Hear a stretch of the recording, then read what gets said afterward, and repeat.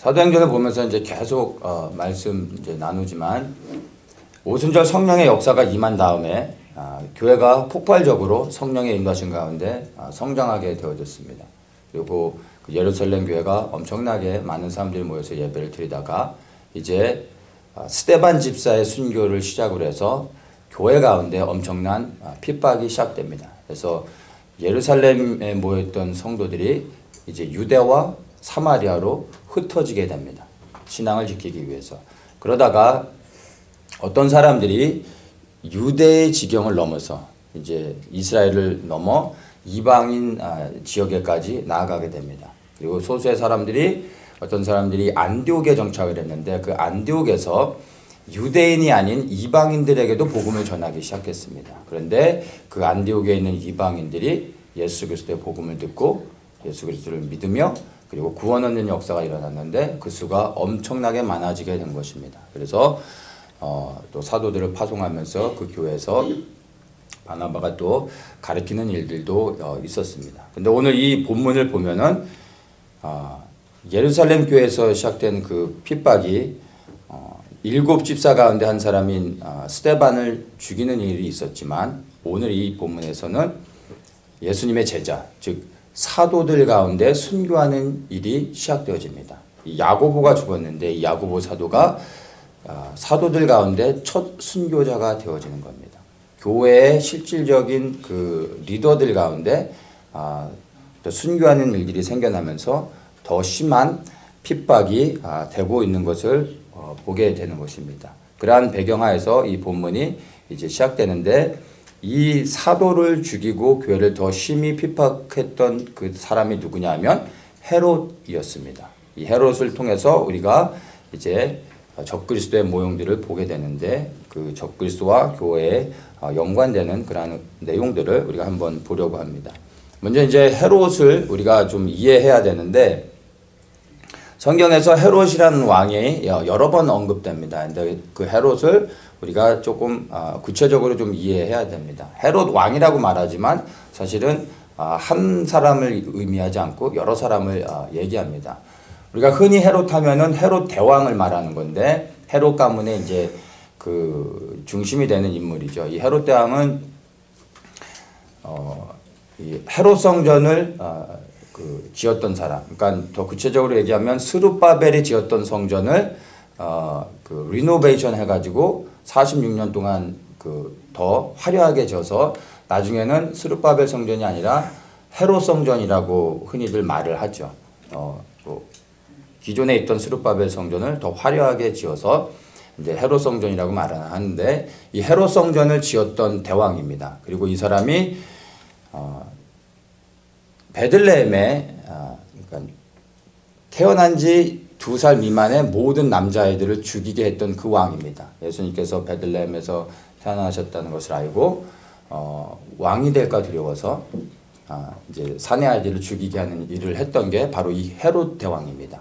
그리고 이 헤롯 대왕이 이제 첫째 인물이고 그 다음에 성경에서 또 다시 언급되는 헤롯이 있는데 두 번째가 헤롯 안디바입니다. 이 헤롯 안디바는 자기의 이복 동생 빌립의 아내를 취해서 자기의 아내로 이제 삼았던 사람입니다. 그리고 침례 요한을 참수했던 사람이 바로 헤롯 안디바입니다. 이 사람은 헤롯 대왕의 둘째 아들입니다. 다른 헤롯이 있죠. 그리고 세 번째 등장하는 헤롯이 이제 헤롯 아그리파 1세입니다. 오늘 우리가 읽은 이 본문에 등장하는 이 헤롯 왕이 헤롯 아그리파 1세인데 헤롯 대왕의 손자가 되는 사람입니다. 이 사람이 바로 사도 야고보를 죽였고 그리고 사도 베드로도 죽이려고 하고 있는 것을 이제 우리가 보게 됩니다. 이 헤롯 가문은 가만히 보면은 성경에서 이두메 사람이라고 이야기를 합니다. 이두메 사람이라고 하면 에돔 족속의 후예들을 이두메 사람들이라고 말합니다.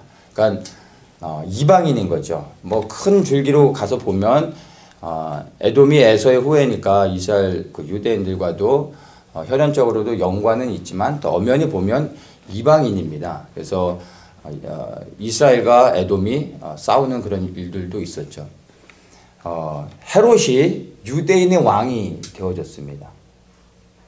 이두메 사람, 즉 이방인임에도 불구하고 유대인의 왕이 되어진 겁니다. 그러니까 상식적으로는 절대 있을 수 없는 일이죠. 한 나라가 한 나라를 정복하고 난 다음에 속국으로 삼아서 그 다음에 그 나라를 떠날 때 자기의 말을 잘 듣는 왕을 세웁니다. 그래서 때로는 왕을 바꾸기도 하는데 아무나 세우는 게 아니라 그 나라의 같은 민족 사람이어야 되고 그리고 왕족의 혈통에 있는 정통성을 유지할 수 있는 사람을 왕으로 세우는 겁니다. 그래서 아무나 세우는 게 아닌 것이죠. 그래서 이 헤롯이 유대인의 왕이 됐다는 것을 생각할 때 우리가 조금 이제 고민해 봐야 되는 것이 이 사람은 분명히 이두메 사람, 유대인이 아닙니다. 유대인이 아닌데 이 고대 시대에 유대인의 왕이 되어진다는 것은 사실은 있을 수 없는 일입니다. 그래서 이 역사적인 배경들을 우리가 좀 이해해야 되는데 이방인임에도 불구하고 이 사람이 유대인의 왕이 될 수 있었던 것은 이제 시간이 흘러서 이제 다윗이 왕국을 세운 다음에 에돔 족속을 굴복시키고 속국으로 만들었지만 나중에 이제 남과 북이 분열이 됩니다. 그래서 힘을 잃을 때 에돔 족속이 반란을 일으키면서 남유다를 공격하는 일도 있고 그리고 계속해서 이렇게 대적하는 관계가 있었습니다. 근데 나중에 시간이 지나서 마카비 가문이 헬라 제국의 그 통치에서 벗어나기 위해 독립운동을 하면서 유대를 이제 독립을 시켜냅니다. 이 마카비 가문에서 이제 하스비 왕조라는 새로운 왕조가 생겨나게 됩니다. 근데 이 하스비 왕조가 나중에 에돔을 다시 정복을 하는데 에돔을 정복하고 난 다음에 이 에돔 족속을 그대로 두지 않고 완전히 에돔 족속을 흩어버립니다. 그리고 이 에돔 족속을 유대교로 강제로 개종을 시켜버립니다. 에돔 족속은 이제 사라지게 되고 이 에돔 사람들이 유대인이 되어지는 겁니다. 그래서 시간이 지나서 이 사람들을 이제는 보통은 각 이방 족속들의 이름을 대는데 이 에돔이라고 하지 않고 이두메라고 말하며 족속이라고 말하지 않고 그냥 사람들 그래서 이두메 사람이라고 나중에 이제 지나가게 이제 그렇게 이제 이름이 변경되게 됩니다. 그래서 이방 족속임에도 불구하고 유대교로 강제로 개종했기 때문에 그 사람들이 유대인이 되어진 겁니다. 그러니까 이방 사람들이 유대교로 개종을 하면 유대인들은 그 사람을 유대인으로 인정을 해줍니다. 강제로 에돔 사람들이 원해서가 아니라 하스비 왕조가 강제로 이들을 유대교로 개종시키면서 유대인이 되어졌습니다. 그래서 유대 사람들이 이제 그 사람들을 향해서 에돔 족속이라고 말하지 않고 이두메 사람들이라고 말하지만 이두메 사람이라고 말할 때는 이 사람들이 강제로 개종되어진 유대인이라는 것을 유대인들은 다 알고 있는 거죠. 그래서 이 이두메 출신인 헤롯이 나중에 하스비 왕조의 공주와 결혼을 합니다. 결혼을 하고 로마의 그 황제로부터 유대인의 왕이 될 수 있는 공식적인 그런 통치권을 받고 난 다음에 유대를 통치하는 이제 왕이 되어진 것입니다. 그래서 엄연히 보면 유대인이 아닌데도 불구하고 유대인이 되어져서 유대 지역을 다스리는 왕이 되어진 것을 우리가 보게 됩니다. 그리고 이렇게 왕이 된 헤롯이 바로 교회를 핍박하며 사도들을 죽이는 그런 일들을 하고 있는 것을 우리가 이제 보게 되는 겁니다. 바로 이 헤롯을 통해서 우리가 적그리스도의 모형들을 발견할 수 있게 됩니다. 이 적그리스도는 큰 의미에서 말을 하면은 예수 그리스도를 대적하는 자입니다. 근데 그 적그리스도가 어떻게 그리스도를 대적하냐 하면은 바로 그리스도가 아님에도 불구하고 그리스도인인 것처럼 행세하면서 사람들을 미혹하고 그리고 사람들을 속여서 그 믿음에서 떨어져 나가 심판을 받게 하는 그러한 속이는 자로서 대적하는 그것이 바로 적그리스도의 모습인 것을 우리가 이제 보게 됩니다. 그래서 이 적그리스도는 교회 바깥에서 있는 게 아니라 외부에 있는 게 아니라 내부에서 생겨나는 그러한 이 대적자라는 것을 우리가 이해해야 됩니다. 이 적그리스도는 마지막 때에 일어나기도 하지만 예수님께서 승천하신 이후로부터 지금까지 끊임없이 각 시대마다 많은 적그리스도들이 일어났습니다. 이 헤롯도 그러한 적그리스도 가운데 한 사람입니다. 그리고 예수 그리스도의 재림이 가까워지면 그때 강력한 적그리스도가 다시 나타나서 기사와 표적을 행하면서 그것을 통해서 수많은 자들을 미혹하고 믿음에서 떨어져 나가 그리스도를 부인하게 하는 일들을 하게 되는 것을 우리가 성경을 통해서 이제 보게 됩니다. 그래서 이 적그리스도를 향해서 성경은 불법의 사람, 멸망의 아들이다 이렇게 말하고 있습니다. 자, 헤롯이 유대인이 아님에도 불구하고 유대인이 되어져서 유대의 왕으로 그리고 예루살렘 교회를 핍박하고 교회의 사도들을 죽이는 일들을 하고 있는 것입니다.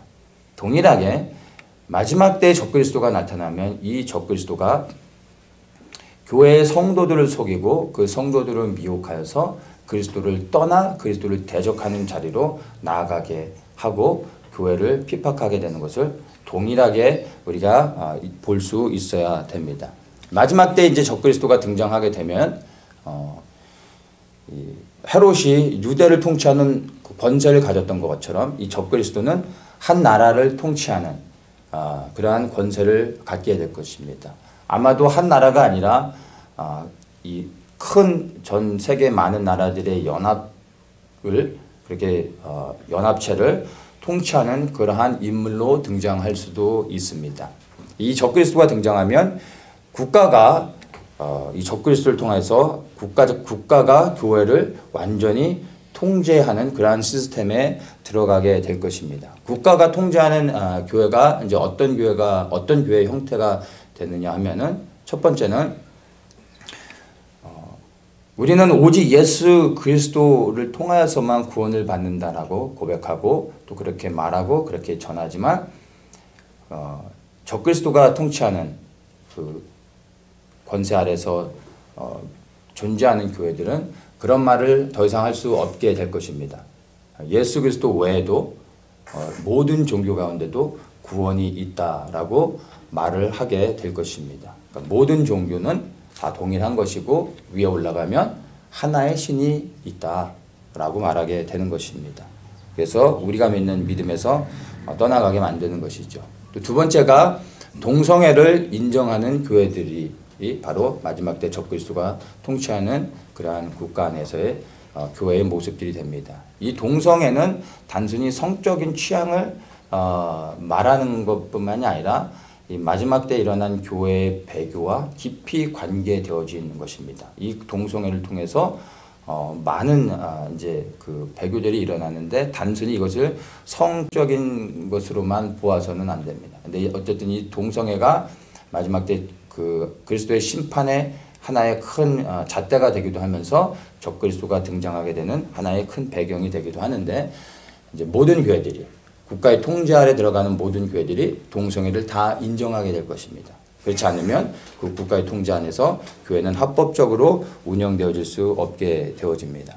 그리고 모든 교회들이 이제 국가의 모든 정책과 결정에 따라 굴복하게 되는 그러한 교회의 형태로 가게 되는 것입니다. 이것이 적그리스도가 이제 국가를 통해서 교회를 통치할 때 일어나게 되는 일입니다. 일반적으로 교회가 국가에서 정해진 어떤 그 법 아래에서 교회가 당연히 이렇게 유지되는 것은 뭐 마땅한 겁니다. 그래서 성경에서도 모든 권세는 하나님으로부터 온 것이기 때문에 당연히 교회는 국가의 그 나라에서 세워진 권세들에 순종해야 됩니다. 그것을 가리키기도 합니다. 그런데 우리가 국가의 권위에 교회가 순종해야 되는 단 하나의 이유는 모든 권세는 하나님으로부터 왔기 때문입니다. 그러나 국가의 권위를 통해서 하나님의 공의가 백성들, 국민들에게 실행이 되어져야 되는데 그 국가가 하나님의 공의를 온전히 실행하지 못한다면 그때는 교회가 그 국가의 그 잘못된 권위 앞에 저항해야 됩니다. 그리고 소리를 내야 되는 것입니다. 왜냐하면 그 나라에 주신 권세는 하나님으로부터 온 것인데 하나님의 공의를 온전히 행하지 못할 때 교회가 반드시 그것에 대해서 소리를 내고 그 하나님의 공의가 실행될 수 있도록 말을 하고 그것들을 위해서 일해야 되는 것입니다. 그것이 교회의 사명이기도 합니다. 그런데 마지막 때가 되면은 교회가 국가의 그 권세 앞에 무조건 굴복하게 되는 것입니다. 그래서 참된 교회는 이 마지막 때에 고난과 핍박을 받을 수밖에 없게 되는 것입니다. 근데 여기서 이제 우리가 분명히 볼 수 있는 것은요, 이 헤롯의 핍박에도 불구하고 초대 교회가 무너지거나 그리고 흩어져 사라지는 것이 아니라 오히려 그들이 전한 복음을 붙잡고 더욱더 이 복음 안에서 행하며 이 복음을 통해서 그 진리를 지켜낸 것을 우리는 볼 수 있습니다. 그래서 이 마지막 때도 동일하게 예수의 생명을 가진 이 참된 교회들이 정말로 이 복음 안에서 온전히 행한다면은 고난과 핍박 가운데서도 불구하고 여전히 우리가 이 복음을 전하고 지켜낼 뿐만 아니라 이 진리 안에 견고히 세워져 갈 수 있음을 우리가 알 수 있는 것입니다. 어쨌든 우리가 살아가고 있는 이 시대의 교회의 모습들, 그리고 WCC를 통해서나 종교 통합이 되어져 가고 있고 많은 교회들이 생각보다 동성애를 오픈하고 환영하고 받아들이고 있는 이러한 추세들을 볼 때 적그리스도의 출현이 정말 가까이 오고 있다는 것을 우리가 분별해 볼 수 있습니다. 이럴 때 우리는 더욱더 깨어 있으면서 주님께서 참된 교회에게 명하시는 것이 무엇인지, 그저 관용이라는 미명 아래 무조건 함께 연합한다고 하나님이 기뻐하시는 것이 아니라 오히려 우리는 세상으로부터 그리고 많은 어떤 연합과 그 통합이라는 그러한 단어로부터 우리는 우리 스스로를 구별해내고 또 세상적인 것들로부터 분리해 줘야 된다는 것을 우리가 한번 생각해 봐야 되는 것입니다. 자, 2절과 3절을 보면요, 요한의 형제 야고보를 칼로 죽이니 유대인들이 이 일을 기뻐하는 것을 보고 베드로도 잡으려 할세 때는 무교절이다. 그러니까 야고보가 죽고 베드로도 동일하게 야고보와 같이 죽이려고 하고 있다는 것을 말하는데 이것을 무교절이라는 것으로 이렇게 오버랩 시키면서 연결시키고 있습니다. 무교절이라는 단어가 여기서 나오는데 무교절이라고 말할 때 우리는 이스라엘 절기 가운데서 6월절부터 시작해서 초실절까지 연결되어지는 것을 이 두 가지의 절기를 같이 볼 수 있어야 됩니다. 6월절은 어린 양의 피를 문설주의 발음으로 인하여 죽음의 사자가 넘어가서 생명을 보존하였을 뿐만 아니라 그것을 통해 애굽을 탈출하게 된 것을 기뻐하며 감사하는 절기로 지키는 게 6월절입니다. 그래서 이 6월절은 우리에게 있어서 그리스도를 믿는 우리에게는 예수 그리스도의 십자가의 죽음을 의미하는 것이고 또 그것을 통해 우리는 구원을 얻었다라는 것을 이 6월절을 통해서 우리 믿는 그리스도인들은 발견하게 되는 것입니다. 그래서 6월절 할 때 우리는 그리스도의 십자가 그리고 우리의 구원, 이것을 우리가 생각해 볼 수가 있습니다. 그리고 이제 6월절이 지나 3일째가 되면 이제 초실절을 지키게 되죠. 이 초실절은 보리의 첫 수확을 그 보리단을 손에 들고 흔들어서 제사장이 알리면서 그것을 하나님께 감사하는 절기입니다. 그러니까 첫 수확으로 인하여 하나님 앞에 감사하며 이제부터 본격적인 추수가 시작되어졌다라는 것을 알리는 것이 초실절입니다. 이 초실절이 우리 믿는 그리스도인들에게 주는 의미는 예수 그리스도께서 우리의 첫 부활이 되셔서 세상 가운데 이제 들려지게 됐습니다. 그리고 이 부활을 소망하는 자들, 그리스도 안에 있는 모든 자들이 그리스도 안에 있는 부활의 생명으로 모든 부활에 참여하게 되어지게 된다는 것을 우리에게 말해주는 것이 바로 초실절의 의미인 것입니다. 그래서 이 무교절을 보면 6월절부터 해가지고 초실절로 연결되어집니다. 초실절로 바로 갈 수 있는 것이 아니라 반드시 6월절을 지나야지만 그 다음에 초실절로 연결되어지는 것입니다. 즉 죽음을 통과해야지만 부활로 나아갈 수 있게 되는 것입니다. 십자가를 반드시 통과해야지만 부활의 생명을 얻을 수 있다는 것을 우리에게 보여주고 있는 것입니다. 많은 사람들이 예수님께서 우리를 위해서 죽으셨기 때문에 우리는 더 이상 그런 죽음과 상관없이 예수 그리스도 안에 있는 생명을 누리고 그리고 이 세상에서 예수를 믿는 자로서 행복하게 그리고 번영을 누리며 그렇게 살아가다가 죽고 나면 천국에 가는 것으로 많은 사람들이 생각하고 있는 것 같습니다. 그런데 우리가 이 말씀을 통해서 보면은 결코 그렇지 않습니다. 6월절을 지나야지 반드시 초실절로 갈 수가 있습니다. 그 6월절은 예수 그리스도의 죽음을 의미할 뿐만 아니라 우리의 죽음 또한 요구하고 있는 것을 우리가 알아야 됩니다. 그것을 구체적으로 그래서 예수님께서 이 땅에 오신 다음에 하나님 나라의 복음을 전하시면서 회개를 선포하십니다. 그리고 회개하여 예수님께 나오는 모든 자들에게 침례를 주셨습니다. 그 침례의 의미가 곧 예수 십자가에 우리가 함께 죽는 것입니다.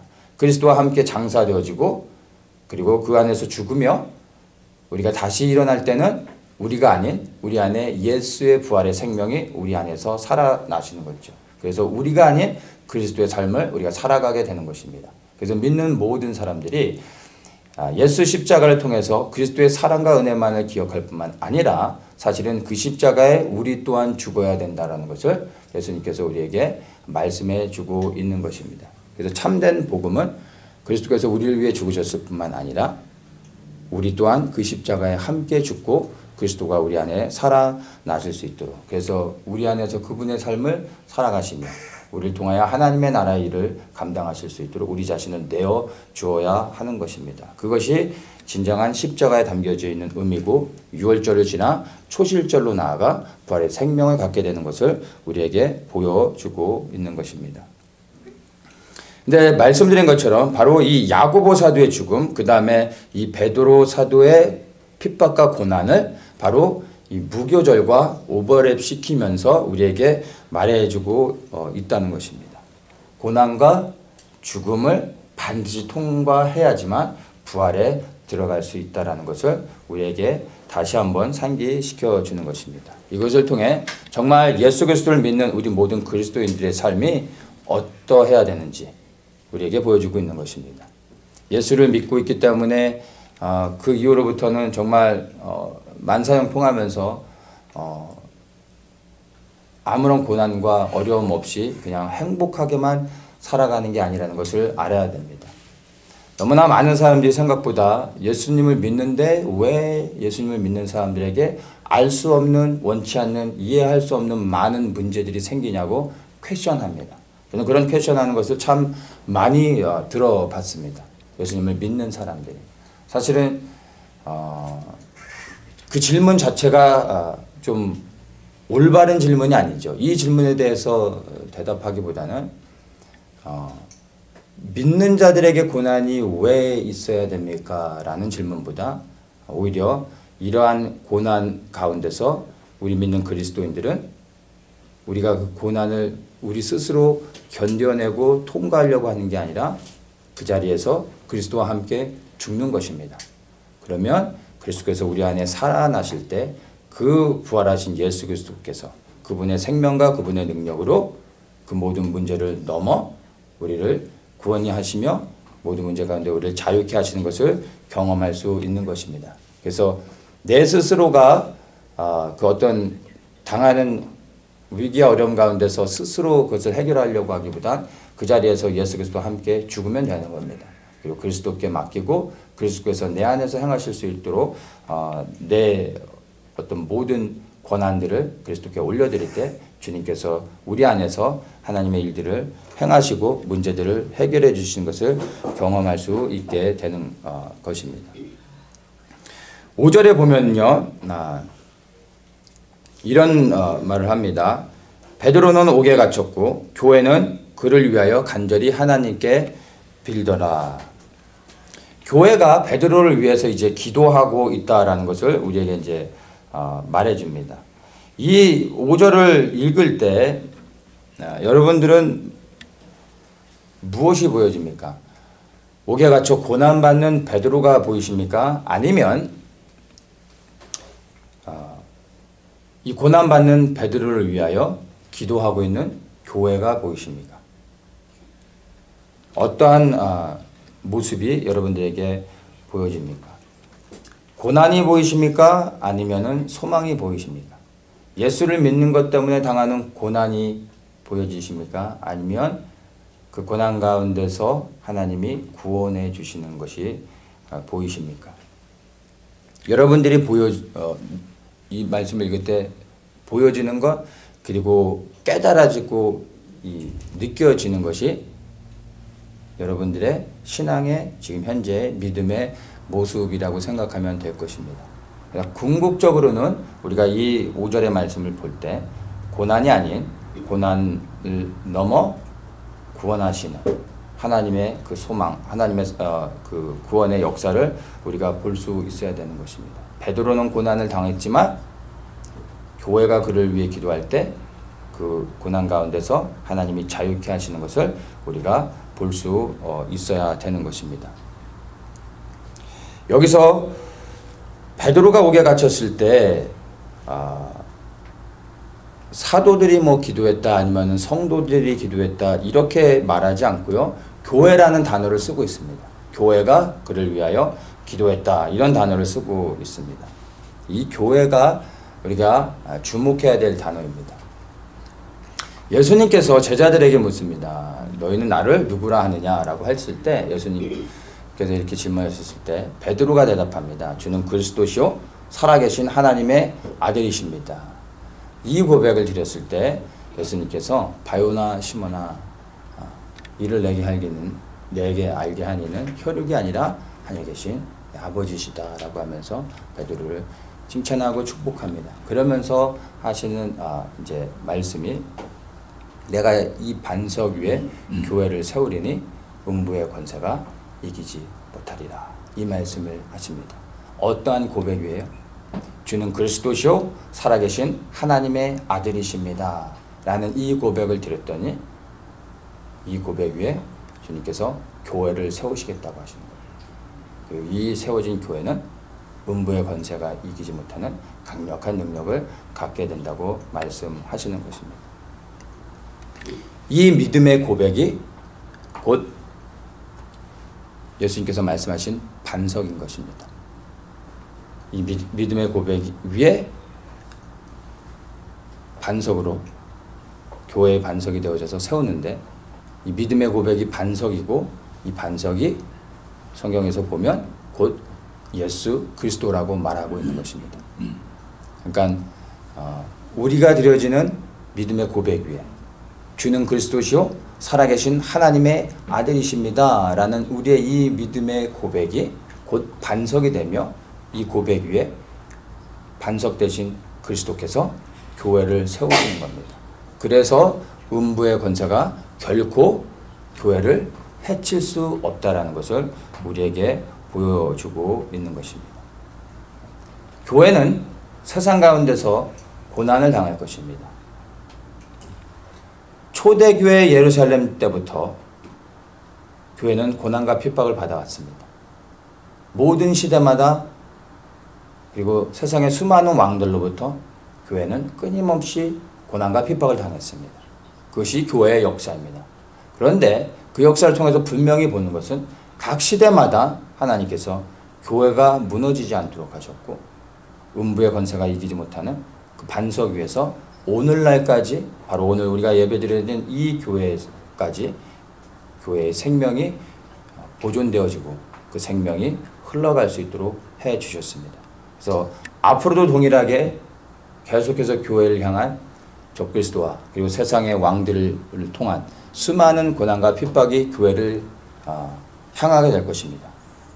그러나 결코 그 많은 고난과 핍박 가운데서도 교회는 무너지지 않고 견고히 세워져 가게 되는 것을 우리가 볼 수 있어야 되는 것입니다. 왜냐하면 이 교회는 바로 주는 그리스도시요 살아계신 하나님의 아들입니다라는 이 믿음의 고백이 세워졌기 때문에 결코 음부의 권세가 이기지 못하게 되는 것입니다. 바로 이러한 고백을 드리는 사람들이 모여진 공동체가 진정한 반석이 되어지는 것입니다. 그리고 이것이 우리 개인의 삶 속에서도 동일하게 끊임없이 선포되어지고 이 고백을 우리가 붙잡을 때 우리의 개인의 삶 속에서도 우리는 절대 넘어지지 않고 무너지지 않고 우리의 믿음을 지켜갈 수 있게 되는 것입니다. 모든 것을 이기는 능력 바로 주는 그리스도시요 살아계신 하나님의 아들입니다. 라는 이 고백이 우리를 세상으로부터 승리하게 하는 능력이 되는 것을 여러분 기억하십시오. 그래서 고난과 어려움 그리고 원치 않는 알 수 없는 많은 일들을 당할 때 여러분 첫 번째 우리 입술을 통해서 선포해야 될 것은요. 주는 그리스도시요 살아계신 하나님의 아들이십니다. 라는 이 믿음의 고백입니다. 이 고백을 드리고 이 믿음의 고백 위해서 주님을 신뢰하며 그리고 주님이 주시는 지혜로 우리가 기도하며 나아갈 때 반드시 하나님께서 이 믿음의 고백을 기뻐하시며 이 믿음의 고백의 능력을 통해 우리로 하여금 승리를 경험하게 해 주실 것입니다. 옥에 갇힌 베드로를 위해서 교회가 이제 기도할 때 천사가 나타나서 베드로를 구출해 주었습니다. 그것이 이제 5절 이후로부터 우리에게 보여주는 내용들입니다. 예루살렘 교회는요, 먹고 마시는 교회가 아니라 기도하는 교회였습니다. 그래서 베드로가 옥에 갇혀 고난을 당할 때 예루살렘 교회 성도들이 교회가 모여 즉시로 이 베드로를 위해 기도할 수 있었습니다. 만약 이들이 항상 모여 기도하는 공동체가 아니었다면 베드로가 고난을 받을 때 이들은 모여 기도하지 않았을 것입니다. 늘 모였을 때 이들이 기도하였던 공동체이기 때문에 고난과 어려움을 당할 때 하던 대로 즉시 모여 기도하였던 것입니다. 그리고 그런 기도를 통해 베드로가 천사의 도움을 받아 구원을 얻는 것을 우리가 보게 되는 것입니다. 저는 우리 더처치가 기도하는 교회라는 것이 정말 하나님 앞에 감사합니다. 그리고 우리의 쌓는 이 기도가 여러분 그냥 하나의 프로그램으로 그냥 반복되어지는 행사로 지나가는 것이 아니라 바로 우리가 알 수 없는 어떤 위기와 어려움을 당할 때 이러한 교회가 베드로를 구출해내고 그리고 그 핍박과 고난 가운데서도 흔들리지 아니하고 믿음을 지킬 수 있게 되는 그러한 생명이 된다는 것을 여러분 기억하셔야 됩니다. 모일 수 있을 때 그리고 기도할 힘이 있을 때 기도할 수 있는 동일한 마음을 가지고 기도할 수 있는 성도들이 함께 모였을 때 날마다 모였을 때 기도하는 것 너무나 중요합니다. 그러면 우리가 알 수 없는 위기와 어려움을 당할 때 우리는 하던 대로 모여 기도하게 될 것이고 하나님의 구원의 은혜를 경험하게 될 것입니다. 천사를 보내실 뿐만 아니라 주님의 능한 손으로 우리를 구원하시는 것을 반드시 경험하게 될 것입니다. 근데 이것들을 경험하기 원한다면 초대교회와 같이 날마다 모여 기도에 힘쓰며 예배하며 주는 그리스도시요 살아계신 하나님의 아들입니다라는 이러한 믿음의 고백을 선포해야 되는 것입니다. 이렇게 우리가 믿음을 쌓아 나갈 때 반드시 하나님의 그 구원의 은혜를 이 초대교회가 경험했던 것처럼 우리도 경험할 수 있음을 보게 되는 것입니다. 여기 있는 우리 한 사람 한 사람들이 참된 성도가 되어지면요, 바로 교회를 통하여 수많은 성도들이 구원을 받게 되는 것입니다. 우리 한 사람 한 사람들이 참된 성도가 되어져서 우리가 하나님이 기뻐하시는 그러한 반석에 세워진 교회를 이루게 되면 우리의 기도를 통하여 연약한 성도들이 세움을 받게 되는 것입니다. 치유와 회복을 경험하게 되는 겁니다. 자유를 누리게 되는 것입니다. 영혼의 구원을 얻게 되는 것입니다. 그리고 적그리스도의 미혹으로부터 성도들을 보호하고 지켜낼 수 있게 되는 것입니다. 그리고 또한 우리가 분명히 알아야 되는 것이 우리 또한 그러한 믿음의 고백으로 모여져서 우리가 그러한 교회를 세울 때 우리 한 사람 한 사람들이 그 교회의 성도로서 동일한 은혜를 누릴 수 있게 되는 것입니다. 우리를 통하여 교회 안에 성도들이 세워질 뿐만 아니라 교회의 공동체된 교회의 지체된 우리 한 사람 한 사람들도 동일한 그러한 은혜를 경험할 수 있게 된다는 것입니다. 우리 가운데 어떤 한 사람을 우리가 위해서 기도할 수도 있지만 그 대상이 바로 내가 되어질 수도 있는 것입니다. 그래서 우리가 그러한 믿음의 반석 위에 세워진 아름다운 공동체, 견고한 공동체를 세워 나가며 그리고 정말 이 공동체에 연합한 우리 모든 사랑하는 성도님들을 위해 그렇게 기도하며 이 공동체를 우리가 이끌어 나갈 때 많은 성도들뿐만 아니라 우리 또한 동일한 은혜를 누릴 수 있음을 여러분 기억하십시오. 초대교회와 같이 고난과 핍박 가운데서도 그렇게 기도하며 주의 뜻을 이루어가는 그러한 교회가 되기를 정말로 예수님의 이름으로 간절히 축복합니다.